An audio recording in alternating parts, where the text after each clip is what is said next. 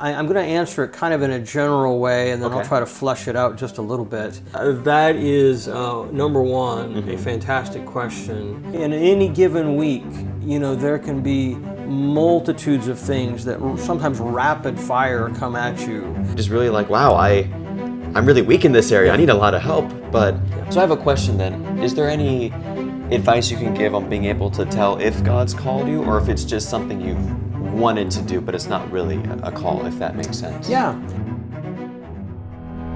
Welcome to Ramcast, a Christian podcast designed to encourage believers in their walk with God and to lead the unsaved to Jesus Christ.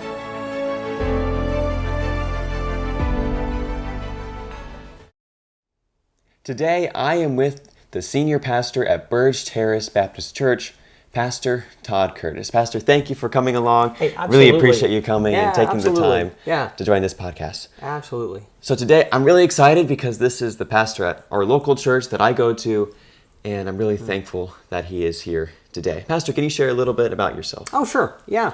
I just celebrated my 35th wedding anniversary, and God has given us 4 children. They are all married, kind of grown up, I guess you would say. We have 1 grandchild and 1 on the way, so we're Nice. pretty excited about that. And God has given me the privilege of ministering here at Burge Terrace for almost 25 years. Nice. And been the senior pastor for a little over 15. And it's just a great privilege to serve here, and it's where from junior high on, I grew up where we went to church, where I met my wife, and so it's just a blessing to be here. Well, that's great. So the first question I have for you today is, what do you enjoy the most about being a pastor? Yeah, that's a great question, and I think I'm going to answer it kind of in a general way, and then I'll try to flesh it out just a little bit. But I think where I truly get joy and satisfaction is knowing that I have genuinely helped someone. And, it's not in me. I don't have the ability to do that. But when God gives the grace to help someone in some way, it could be through preaching, where someone says, wow, I didn't know that. I didn't understand that about the text. Thank you, that was helpful. Maybe it's one-on-one counseling. Maybe it's just, reaching out and visiting, or just, there's a numerous ways that we can help people. And I think when I sense that by God's grace, He has used me in some small way to genuinely help someone, I think I just, that's where I derive true joy, true satisfaction, and just say, God, thank you. Well, that's good. That's good. The second question I have for you, and this one's a little bit of a wordy question, I apologize. How do you love and care for others while also not being so burdened down with care where you can't emotionally fulfill your job as a pastor? So obviously, as a pastor, there's a certain responsibility of caring for the people in your local church, the church that you're pastoring. But there's also I have to preach every Sunday, and I have to be ready for that. I have to be prepared for that. And sometimes if a lot of people were going through a lot that week, and you were there with them, and it was heavy, maybe you had a couple funeral services, just trying to emotionally prepare for that Sunday. How do you go about doing that? Yeah. If I'm honest, I'm not sure I do it very well sometimes. And that is, number one, a fantastic question. And I think it's reality. It's where I live. It's where most pastors live in trying to get some balance to that. Because you genuinely want to care. But I think something that I often tell people, more in counseling situations, is I'm not your answer. I can point you to someone who is, obviously that being Jesus, but I am not your answer. And I think that helps me to process, a little bit that I don't have to carry this. I can't carry it. I do well to carry my own, Don't stuff. we all? In any given week, there can be multitudes of things that sometimes rapid fire come at you. It can be a text of, hey, do you have time for a call? Or just a call that all of a sudden, it's a heavy. Yeah. I had that happen a couple of Saturdays ago where someone called on a Saturday afternoon. Yeah, it was really heavy news that just stuck with me for some days, and I knew I had to preach the next day, and you just have to spiritually, mentally, emotionally work through that. And I think the only antidote that I know is, and I have this on my wall in my office, is Philippians 4:6. Don't be anxious about anything. But in everything by prayer and supplication with thanksgiving, let your request be made known to God, and the peace of God, one of my favorite passages, which passes all understanding, will guard your hearts and minds in Christ Jesus. And really, I just have to work through that. Cast all your care upon Him because He cares for you. And it's just it's just like I would counsel anybody else. I've got to practice myself of saying, God, I care about this individual, but I can't carry this. You can. And Lord, I'm just giving this to you. I'm praying for them. Help me to know how to help them. But God, I've got to give this to you because I can't carry it. I am not the answer.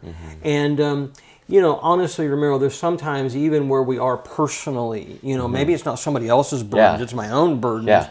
And, that you just have to say, God, I'm about to preach here in an hour or whatever, and I want to be used by you today, but I don't have anything to give. I have nothing to give. I've done my homework. I understand the text, but emotionally, spiritually, the tank is empty, and God, it's just got to be you. And really, I think that's a good place to be, whether we're on top of the mountain or in the valley. That there's nothing of me here. I don't have anything to offer. And God, I just need you to work through me by your grace and by your enablement. And I really like that illustration of you're in the mountain and you're in the valley sometimes. I find oftentimes that when I start getting a little bit too overconfident, like even if it's not necessarily pride that other people can see, it's just too much confidence in myself or in my abilities, that very quickly I am reminded of how I am not very capable at something. And sometimes I just really like, wow, I'm really weak in this area. I need a lot of help, but those are good things because it helps me realize my need for Christ and to depend on Him, because the pride will fall. And so, it's really good.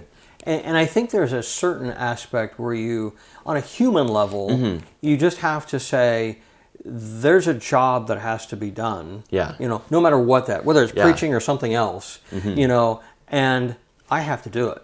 And by God's grace, let's plow on, And I think sometimes we can adopt the mentality that, nobody else knows the troubles I've known, and, that we can get a little woe is me, and we can just kind of hunker down, and say, oh boy, it's kind of like Eeyore. And there's an aspect where you just have to kind of say, okay, God, I've got to dig deep, but it's only by your grace, and we've got to get this done. We've got to go. And here we go. Well, isn't there a passage here, and I'm kind of drawing a blank on it, but you were mentioning about how it feels like, man, I'm the only one going through this. There's no one else. But isn't there a passage that talks about, like, there's no trial that is not common to man, or that's no temptation, or something like that? That's in Corinthians, absolutely. Corinthians, okay. And of course you got the example of like Elijah, after that great, truly mountaintop experience at Mount Carmel, where, he's like, I'm the only one, everybody else has bowed to, the knee to Baal, and no, he wasn't the only one. Well, that's good. So the third question I have is, what is a piece of advice you would give your younger self as a young believer? Yeah, that's really good. I think probably a couple of things. One more of a spiritual nature, maybe one more of a practical nature. Okay. The spiritual one is I really wish that I had memorized Scripture in larger portions when I was younger. It's at 58, it's a little more challenging. Yeah. I thank the Lord for Awana and some of those just other built-in programs that motivated memorization of the Word of God. But I wish I devoted more time to a larger chunks of God's Word. And then kind of on the practical side, I would say and I'm probably still learning this, but learning to enjoy the moment. Whatever it is, that to be in the moment, because I often, and I think God has helped me grow in this some, but I know particularly when I was younger, I think it was much more of an issue that just constantly thinking about the next thing and the next thing and the next thing. And part of that is just the nature of what I do. And, it's always the next sermon or the next lesson or the next program or the next event or whatever. And generally speaking, on the calendar, my mind is a month, 2 months, 3 months down the road. And so I struggle in just kind of taking in the moment and saying, oh, this is good. Yeah. Let's just enjoy this right now to its fullest. God's given us all good things to enjoy. And I think that I'm slowly learning to do better, but I wish I could have learned that a little earlier. I'm really glad you brought that up, because that is something I was actually mentioning to someone yesterday, that I really struggle to live in the moment. I'm thinking, okay, the future, I can plan this, I can schedule this, I can do whatever, but then it's like, okay, what are you doing right now? I'm like, well, that's not important. It's about, and it's just, it's hard to stay like, hey, let's be thankful for what we have right now, today, currently, thankful for the blessings, and even the things that you take for granted, like being a teenager. I'm not yet fully loaded with the responsibility of like a parent or just having a job. So like just being thankful with things like that. Absolutely. And just the time that God gives us with people, it could be a simple lunch or a meal or just or just some type of fellowship or working together, and we all know that can very rapidly change. That can be taken away from us, and it's just saying, okay, I have this moment right here, right now. And I'm just going to relish in God's good gift of this moment. Something I'm still learning. Me too. Yeah. All right, so the next question I have for you is, what advice would you give an aspiring pastor or someone who wants to go full-time into ministry specifically? Yeah. Probably a number of things that come to mind. I think, first of all, you really have to settle in your own heart and your mind that this is truly a calling from the Lord.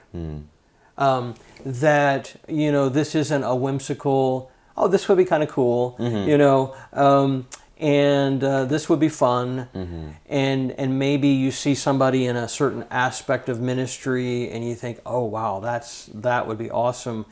And that may be, but you really just have to be certain that this is what God has called you to. Because if you're not, when those dark days come, and they will come, and those really, really difficult times, it's easy just to say, I'm on to something else because this is hard. And I think you just have to have that settled in your head and your heart. I think you have to, particularly as a younger person who wants to go into full-time ministry, I would say, take as many experiences as you possibly can get. Remember you telling me that. Yeah. I look back on myriads of experiences that God has given me of, preaching in jails, preaching in nursing homes, just teaching various age groups, administering different, functions, and all of those play into your capabilities in ministry, your growing in ministry, your strengths. And really not ignoring your weaknesses. We all like to play to our strengths. Yes. But not ignoring those weak areas where you say, "Oh, I don't know about that," and I may not do so well. Well, that probably is an indication you need to take that opportunity. Yeah, I need to work on it. And work on it. Yeah. And then I would say this, and this is something that I've often tried to remind younger guys of, because, when you first get into ministry, and rightfully so, a lot of enthusiasm, a lot of energy, but ministry is a marathon and not a sprint.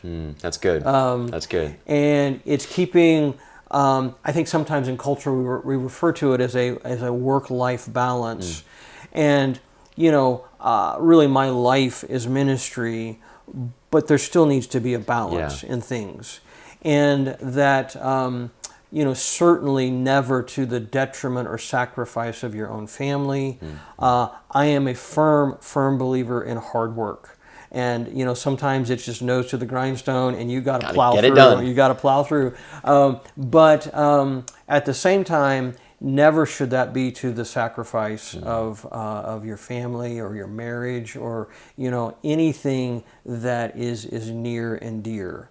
And sometimes there's seasons, and I think that's helpful to think of it that way. I know for the next month that there's a lot coming, and it's going to require some extra hours. And you work through that mentally and say, okay, I've got a deadline out here. But if that is perpetual and never ending, that is spiritually, mentally, emotionally, physically unhealthy. That makes sense. And so I would think, those would be some general things that I would say to somebody who wants to go into ministry, and I suppose I would be remiss if I didn't mention this, that it's great. Yeah, it really is great. There's difficult days, but that's true with any job. But if God has called you, it is awesome. It is rewarding, and it's a blessing. So I have a question then. Is there any advice you can give on being able to tell if God's called you, or if it's just something you've wanted to do, but it's not really a call, if that makes sense? Yeah. Timothy, Paul's writing to Timothy, he indicates that it's a desire of the heart. And I really think that that's probably a really, really good way to think about it, is that God places an insatiable desire to serve Him in a full-time occupational ministry. I believe that really every Christian should be in full-time ministry in essence. Yeah. And certainly what I get to do is occupational ministry. But I think it's just that desire that He plants deep down inside, and you can't shake it. That this is what God wants me to do, for my life. I will admit there are some days where just cutting the grass sounds really good. Yeah. Popping in some earbuds and just kind of, out there zoning out a little bit, maybe. Yeah. There's and breaks are good, and rest is good, and all those things. But it's really at the end of the day, what's my passion? What gets me up in the morning? What gets me going? What do I know that God has called me to do? And I think you were asking, how you know that you're called, and I think really that's just it. That's that desire that God plants in you that you just absolutely can't shake. So then, if it's kind of a desire where you're willing to suffer, you're willing to push through to kind of meet that desire, rather than something like, oh, that would be fun to do, but I really wouldn't want to sacrifice the time. I wouldn't really want to go through the valley to do that. Yeah. Would you say that's a good way to differentiate? Yeah, absolutely. And that you're willing to put in, there's humanly speaking, what it takes to get there. There's there's some training, there's education, and beyond formal education, there's a myriad of ways of just continuing to grow and enhance and just do what it takes to continue to be effective and proficient at what you do. And so, it's certainly not a whimsical thing. Yeah. And if there's something else that is burning deep down inside, there's a passion there, then if it's not immoral or illegal or unbiblical, I would say follow that. And because at the end of the day, let's just say it's building fences or lawn maintenance or whatever it is, God's going to use you right there for His honor and for His glory and for the expansion of His kingdom in a way that I never could. And so, we need believers in an array of businesses and occupations. But it's, I think that'd be the best way I know how to explain it. That's good. I really like that question. It kind of ended up into a few more questions. So that was good. Yeah. The next question I have is, how do you study the Bible in preparation for a sermon? Sure. Yeah. Usually I like book studies, that we work our way through verse by verse, phrase by phrase in a book of the Bible. And so it's really just understanding the overall reason, nature, purpose for the book, and then just carefully saying, okay, what's the context of this right here? Paul's writing to a church at Philippi, and there is an issue in Philippi, or Corinth, whatever it is, and he's addressing this. It's understanding the context, and then once you kind of got the big picture, then you can start boring down into the, word by word, phrase by phrase. Why did he say it this way? Why did he choose this word? What's the emphasis behind it? And, contrary to maybe some popular thinking, I don't know, there's not some grand and glorious meaning behind every word. Sometimes there is, sometimes there's not, but you just got to kind of piece those apart and then, kind of do some word, language study, if you will. And then commentators are a great help in kind of fleshing some things out. And then it's like, okay, God, out of all the things you put in your word, why is this here? What are you trying to communicate? Not only to a church that existed hundreds and hundreds of years ago, but to our church, to us as believers. What are you wanting to communicate? And then that flows into application. And so that would be kind of the 30,000 foot level of just kind of working through a text. That's good. I am curious, though, since you've become the lead pastor here at Burge, what's the hardest book series that you've had to go through?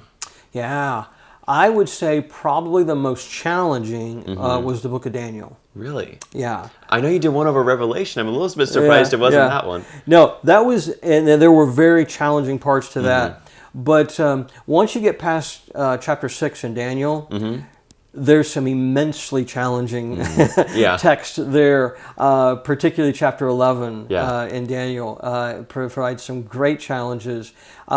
So maybe Daniel and Revelation a close second, but those were very rewarding studies once we got through those. Well, that's good. So I have one final question for you, and it is, how do you balance being real with people while also putting your best foot forward? Yeah. I think there really is, and I pray about this often, God, give me discernment in conversations. And I think that you never, in any way, shape, or form, do you want to be dishonest. But there's just some context where you probably wouldn't just open up your heart. But there are others where I think this is the time and the place. It's someone that you trust, someone that you have a relationship with, that you can just be open and honest and maybe say, wow, I'm struggling. I think there are times in preaching where that's appropriate. I don't think you necessarily want to do it every week, and you don't want to necessarily air dirty laundry, if I can say it that way, that you shouldn't.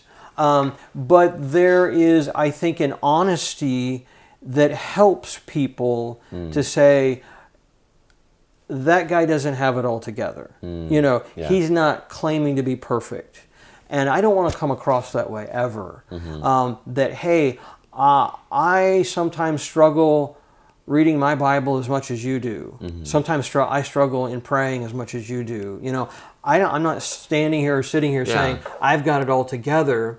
But I think there's a balance in that, in that you want to be real, you want to be transparent, and I think that does give you some legitimacy in just working with people, and maybe some connection. Maybe that's a better way of saying it. Some connection, and does that kind of it does, get there? No, that's good. That's good. I do have one extra question. Okay, so I guess a bonus. Did I lie, or I'm going to call it an extra question. Sounds good. Sounds good. What is your favorite Bible passage and why? Yeah, I think it has to be Psalm 121. Okay. Yeah. I go to it personally a lot. I try to share it with others a lot in various contexts. But, where does my help come from? It comes from the Lord, who made heaven and earth.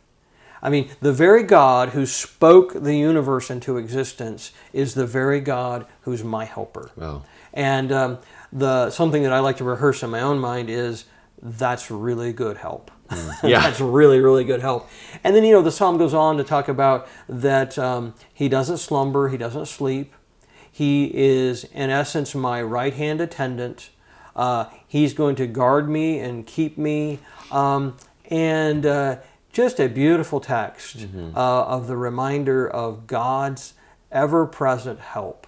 And so it's been a blessing to me again and again. And so that's probably my favorite. Yeah. Well, that's good. Well, thank you for joining us today on this interview. Thank you, Pastor, for being able to do this and taking the time out of your schedule. Yeah, glad to. I will leave the Burge Terrace Baptist Church YouTube channel linked in the description below. And you all have a great rest of your day. Thanks for listening. We hope this podcast was a blessing to you. If so, please leave a comment down below. To support us, please subscribe or follow, depending on what platform you're listening to us on.